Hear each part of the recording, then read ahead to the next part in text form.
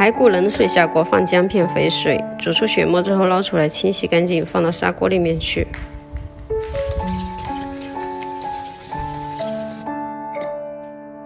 胡萝卜1条，去皮切块，放到砂锅里面去。再来1颗苹果，把核去掉，也放进砂锅。加入适量的水，大火煮开，转小火煲1个小时，然后再加点盐调味就完成啦。这个汤喝起来有淡淡的水果味道，营养又简单，喜欢的小伙伴们可以试一下。